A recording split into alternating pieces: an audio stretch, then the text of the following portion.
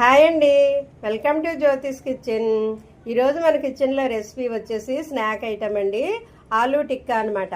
మనము deep fry చేయకుండా shallow fry ఏ విధంగా హెల్తీగా చేసుకోవాలో, లేదంటే డీప్ ఫ్రై కావాలంటే డీప్ ఫ్రై చేసుకోవచ్చు.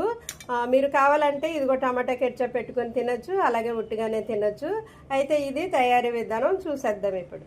ఇదిగోండి, ఆలూ టిక్కా కోసం నేను 2 బంగాళదుంపలు తీసుకున్నాను. ఇవి కడిగి కట్ చేసి ముక్కలుగాను బాయిల్ చేయాలన్నమాట, ఉడకబెట్టాలి. ఉడకబెట్టి దాన్ని స్మాష్ చేసాక అప్పుడు ఆలూ టిక్కా చేసుకుంటాము.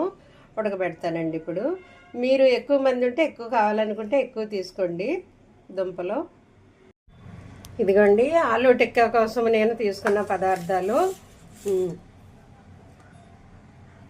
ఇదిగో కొద్దిగా ఒక మీడియం సైజ్ ఆనియన్ కట్ చేశాను, చిన్నది పచ్చిమిర్చి అండి, కొద్దిగానే అల్లం వెల్లుల్లి పేస్టు, జీలకర్ర ఒక 1/2 స్పూను, ఇదైతే కొత్తిమీర తరుగు, ఇదైతే మైదా పిండి, ఇదేమో శనగపిండి, ఇది 1 స్పూన్ అండి, ఇది 2 స్పూన్లు. అయితే ఆలు ఇదిగో నేను ఉడకబెట్టి ఉంచుకున్నాను. దీన్ని ఒక బౌల్లోకి వేసేద్దాం. దీన్ని ఇలాగా మెత్తగా స్మాష్ చేయాలన్నమాట. స్పూన్తో అన్న చేతితో అన్న ఇలాగా మెత్తగా అయిపోతుంది. అయితే ఈ పదార్థాలన్నీ ఇందులోకి వేసేసుకున్న తర్వాత అప్పుడు మనం అన్నీ కలిపి స్మాష్ చేద్దాము.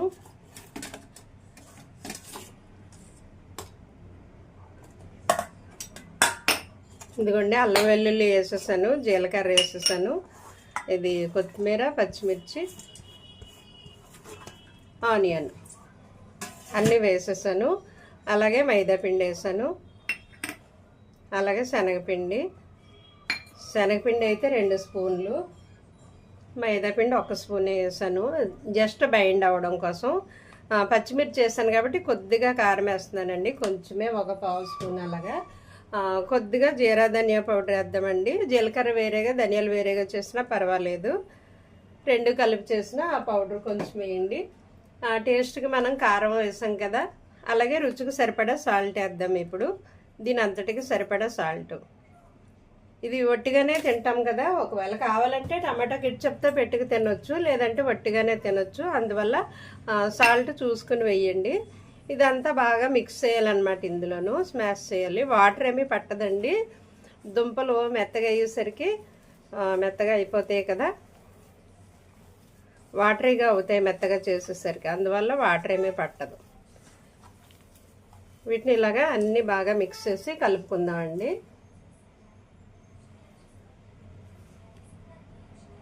ఇదిగోండి, ఇలా కలుపుకున్న దాన్ని మనము చిన్న చిన్న ఉండల్లాగా తీసుకోవాలి. ఓకే, దీన్ని ఇప్పుడు మనం ఈ విధంగా ఇలా చేయాలన్నమాట, టిక్కాలాగా ఇలా చేసి ప్లేట్లో పెట్టుకోవాలండి. ఇలా ఎన్ని వస్తే అన్నీ అన్నమాట. ఫస్ట్ ఇలా ఉండలాగా చేయండి, దీన్ని ఇలా చేయండి.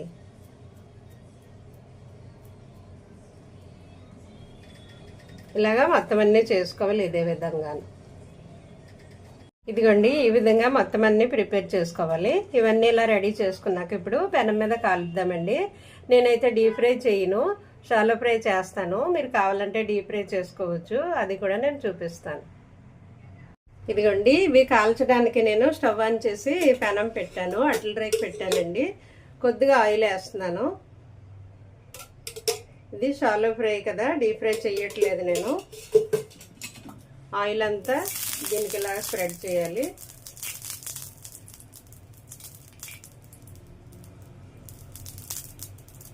ఓకే, అయితే మనం తీసుకున్న ఈ టిక్కాలు ఏవైతే ఉన్నాయో ఇవి కొద్దిగా నేను బొంబాయి రవ్వ తీసుకున్నానండి, బొంబాయి రవ్వ.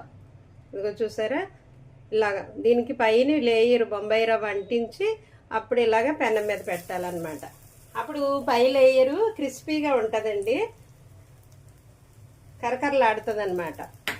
ఒకవేళ మీ దగ్గర బ్రెడ్ క్రూమ్స్ ఉంటే అవి పెట్టుకోవచ్చు, లేదు అంటే ఇలా బొంబాయి రవ్వ పెట్టవచ్చు, లేదు అంటే మీ దగ్గర కార్న్ఫ్లెక్స్ ఉంటాయి కదండి, ఆ కార్న్ఫ్లెక్స్ని పౌడర్ చేసేసి ఆ పౌడర్ కూడా మనము ఇలా అంటించవచ్చు అనమాట. ప్రతిదీ ఇలాగే పెట్టేసుకోవాలి. ఓకే, పెట్టాక చూపిస్తాను నేను మొత్తం అన్నీని. ఇదిగోండి, ఇవన్నీ ఇలా పెట్టిన తర్వాత దీని మీద చుట్టూరు కొద్దిగా ఆయిల్ వేయాలండి. మరలాను ఇవన్నీ ఇలా పెట్టేస్తాం కదా, కొంచెం కొంచెం ఇలాగా చుట్టూరు కొద్దిగా ఆయిల్ వేయండి. అవి మాడిపోకుండా కాలుతాయి అన్నమాట. ఎందుకంటే మనము డీప్ ఫ్రై చేయట్లేదు కాబట్టి ఇవి కరకరలాడడానికి, క్రిస్పీగా ఉండడానికి, బైండ్ అవ్వడానికి నేను ఈ బొంబాయి రవ్వ కలిపానండి. పైన అంటించాను అనమాట. జస్ట్ పైన అంటించాం మనం బొంబాయి రవ్వ, లోపల వేయలేదు. ఇది మీరు కావాలంటే ఇది చెప్పాను కదండి, బ్రెడ్ క్రూమ్స్ దొరుకుతాయి, రస్కుల పొడి, అదైనా వేయచ్చు. లేదంటే కార్న్ఫ్లెక్స్ ఉంటుంది కదా పచ్చిది మన దగ్గర, అది కూడా పౌడర్ చేసి వేయచ్చు అనమాట. అవేవి అందుబాటులో లేనప్పుడు ఇది కూడా వేసుకోవచ్చు. ఇది కొంచెం కాలిన తర్వాత తిరగేద్దామండి, కొంచెం కాలనివ్వాలన్నమాట. ఈ పై లేయరు క్రిస్పీగా ఉంటుంది ఇది వేయడం వల్ల, అలాగే ఇరిగిపోకుండా బైండ్ అవుతుంది అనమాట. ఇది ఇలాగా ఒకవైపు కాలిన తర్వాత ఇంకో వైపు తిరగేయాలండి. ఇదిగోండి ఈ విధంగా దీన్ని రెండు వైపులా తిరగేయాలన్నమాట. ఇది ఇటువైపు కాలిపోయింది, అందువల్ల ఇలాగా తిరగేయాలి. ఇటువైపు కాలింది, దీన్ని ఇలా తిరగేయాలండి. ఎక్కువ ఆయిల్ పట్టదనమాట. ఈ మధ్యలో కాలయ్యి, అందువల్ల చివరి నేను మధ్యలోకి పెట్టి మధ్యలో చివరికి పెట్టాను అనమాట. ఎందుకంటే మధ్యలోనే మంట తగులుతుంది కదా. కావాలనుకుంటే మీరు మధ్యలో చుట్టూరు కూడా ఆయిల్ వేయొచ్చు అనమాట. ఈ విధంగా ప్రతిదీ కాల్చుకోవాలండి. ఇదిగోండి డీప్ ఫ్రై చేయడానికి గుడ్డ ఒకటి పగలగొట్టి దాన్ని బాగా ఇలా బీట్ చేయాలి.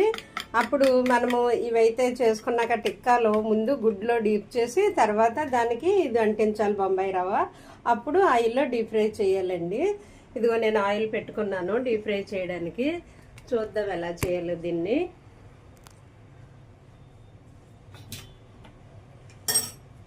ఇదిగోండి ముందుగా ఈ గుడ్లో ముంచాలన్నమాట. ఇది గుడ్లో డీప్ చేసి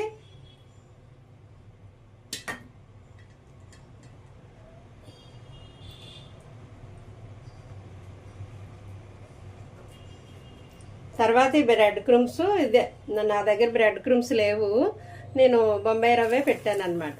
ఇలా డీప్ ఫ్రై చేయడమే.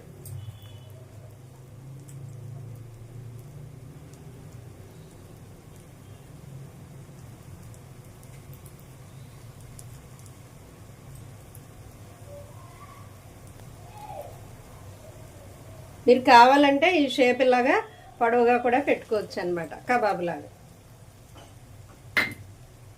ఓకే, ఇలా ఫ్రై చేసుకోవాలి. ఇలాగా అన్ని వైపులా తిరగేసుకుంటూ ఆయిల్లో డీప్ ఫ్రై చేసుకోవాలి. ముందైతే అగ్గిలో డీప్ చేసి తర్వాత మీరు బ్రెడ్ క్రూమ్స్ కానీ ఇలా బొంబాయి రవ్వ కానీ లేదంటే కార్న్ఫ్లెక్స్ కానీ ఏదైనా పౌడర్ పైన అంటించి ఇలాగా డీప్ ఫ్రై చేసుకోవచ్చు అనమాట.